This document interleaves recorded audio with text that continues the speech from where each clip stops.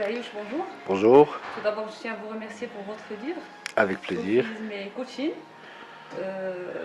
qui est juste magnifique. Donc, première question, d'où est-ce que vous avez eu l'idée? En fait, ce livre-là, c'est la continuation d'une réflexion primaire que j'ai eue dans les années 2004-2005 à mon contact avec le coaching. Je m'étais posé la question suivante, à savoir cette nouvelle discipline, ce nouveau métier qui nous vient d'abord du monde du sport et ensuite du monde de l'entreprise et des États-Unis, comment nous autres, citoyens de cet espace culturel arabo-musulman, pouvons l'accueillir. J'ai commencé par faire une première recherche de certification pour mes formations de coaching sur le coaching et la culture arabo-musulmane.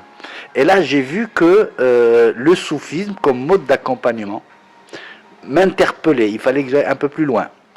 Et donc, une fois mes certifications faites, j'ai mis en projet un livre qui, à l'époque, en 2006, s'appelait, selon comme titre provisoire, Le coach et le soufi. J'avais établi un premier sommaire, commencé à ramasser de la documentation, contacté à l'époque Sifouzi Skalli qui m'a dit ok, je suis partant. Et puis, il est resté dans mes dossiers jusqu'en 2010, date de rencontre avec Patricia Lambert. Et le hasard, ou plutôt la synchronicité, a fait qu'elle-même, dans son coin, nous ne nous connaissions pas avant 2010, avait élaboré un projet identique. Et elle avait même pensé à faire intervenir Sifouzi Skalli. Et donc, à partir de la rencontre de deux personnes qui avaient conçu le même projet à 3000 km de distance l'un de l'autre, alors qu'ils ne se connaissaient pas, le livre a pu être fait. Et nous avons commencé à travailler en 2006. Nous n'étions pas du tout pressés. Nous n'avions pas établi de planning particulier. Juste, nous cheminions ensemble, donc à quatre, pour ce livre-là qui maintenant est entre les mains des lecteurs. On aimerait bien savoir en quoi le coaching et le soufisme se rejoignent-ils. Bien, merci pour la question. Alors, d'abord, il faut bien prendre conscience que le coaching en tant que discipline, en tant que métier, n'a pas inventé d'outils qui lui soient propres. Le coaching, c'est d'abord une posture, une déontologie, une attitude. Et à partir de là, il a puisé dans tous les outils d'accompagnement que l'humanité a produites. Vous verrez très bien la PNL, l'analyse transactionnelle, la processcom, les accords Toltec, la systémie, la sophrologie, l'énéagramme, et ainsi de suite. Et donc, c'est pour cela qu'on appelle un métamétier ou un métier transversal qui va puiser dans toutes les formes humaines de l'accompagnement. Pourquoi ?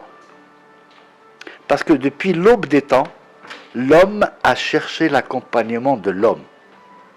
L'homme est un être d'interrelation systémique, d'interaction systémique. Robinson Crusoe est une fiction. Ibn Miqdan est une fiction. L'homme vit en société et il cherche l'accompagnement de l'homme. Et donc, des formes d'accompagnement, il y en a eu depuis toujours, dans toutes les cultures, dans toutes les religions. Et elles ont pris différentes formes. Aujourd'hui, elles prennent la forme du coaching. Et je ne sais pas quelles sont les nouvelles formes dans une trentaine, une quarantaine d'années, voire plus tôt. Et donc, le lien commun va être cet accompagnement de l'homme par l'homme. Dans un registre, à savoir celui du soufisme, c'est l'accompagnement dans une quête spirituelle, dans la recherche de l'ultime, dans la recherche de Dieu, dans la recherche de la rencontre de la haqiqa, la vérité avec un grand V, tel que les soufis l'appellent, et dans un autre, la recherche banale, on va dire, en mettant banal entre guillemets, de solutions, de voies, de modes comportementaux, d'issues, de clarification, ça. Et donc la rencontre, si vous voulez, où le lien va être cet accompagnement de l'homme par l'homme. On a bien compris que c'est un accompagnement de l'homme par l'homme. On aimerait bien aussi savoir où ces deux courants se séparent.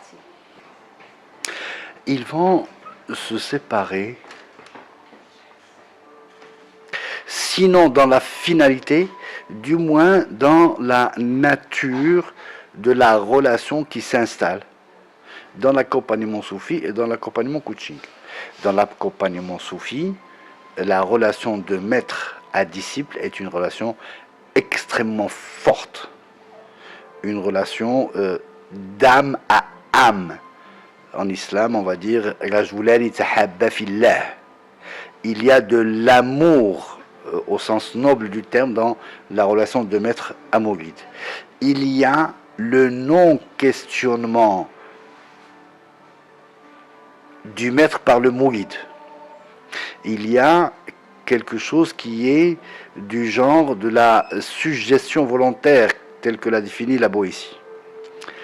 Dans la relation coach-coaché, d'abord c'est une relation contractuelle, rémunérée. Le coach est un prestataire de service pour son client. Elle est objectivée par des objectifs à atteindre et puis elle est limitée dans le temps. Elle va être d'un niveau personnel ou organisationnel avec des objectifs et des résultats à atteindre. Tout cela n'est pas dans la relation maître à mouride. Ceci dit, les points communs seraient le fait que le maître n'est pas un enseignant pour son mouride, comme le coach n'est pas un formateur pour son coaché, que les deux vont utiliser la métaphore, vont utiliser le questionnement, vont utiliser la mise en situation. On va parler de jeu de rôle du côté du coaching. Ils vont avoir des démarches qui visent à éveiller la personne accompagnée, quel est le statut de mouride ou le qualificatif de personne coachée, à l'éveiller à ce qu'il a en lui comme potentiel, comme désir, comme rêve, comme ressources à déployer. Et donc vous voyez que nous n'avons jamais été dans ce travail-là à quatre, dans une démarche de comparaison ou de répercussion de l'un sur l'autre. Nous avons plutôt été dans une démarche de mise en miroir d'une pratique et de l'autre. Et c'est là que l'enrichissement mutuel peut advenir. Il ne s'agit pas de dire que le soufisme serait meilleur que le coaching ou vice-versa. Nous ne sommes pas du tout dans cette logique. C'est une logique de mise face à face de deux hommes d'abord, un coach et un soufi, de deux pratiques, de deux univers. Et nous avons essayé de faire émerger les points de rencontre. Quels sont les points communs entre le soufisme et le coaching et qui serait d'un très grand apport dans la vie professionnelle? Vous savez, quand on compare, c'est dans le livre d'ailleurs, je suis allé voir qu'est-ce qui fait qu'un maître soufi requérait comme qualité dans un disciple qu'il va autoriser à être accompagnateur, à être maître lui-même. D'accord? Et j'ai vu la ijaza d'un maître soufi d'une confrérie égyptienne vers son mouride. Et il a dit 3 éléments. Que c'est un homme de vertu. Que c'est un homme de relation. Il est à l'aise dans la relation humaine. Et, 3e élément, amilun wa alim. Si on voit ces 3 éléments, on va les retrouver chez le coach. Un coach certifié professionnel est un coach qui a de la déontologie.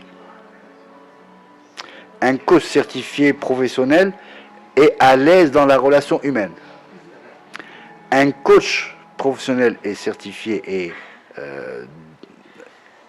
éthique est dans le non-savoir pour son coaché, mais dans un savoir humain, dans un savoir de processus. Donc, quelque part, à part l'élément mystique,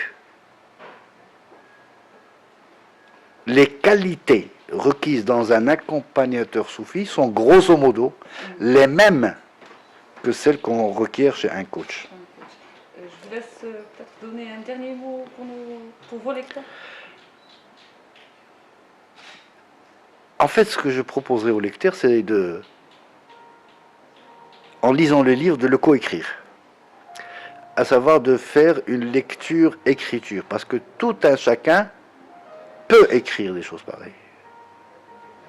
Il suffit de revenir encore une fois au point d'intersection entre la verticalité et l'horizontalité de ces deux disciplines, qui n'est autre que l'être humain. Et tout être humain, tout lecteur, je l'invite à se positionner en même temps comme lecteur que comme auteur de ce livre-là.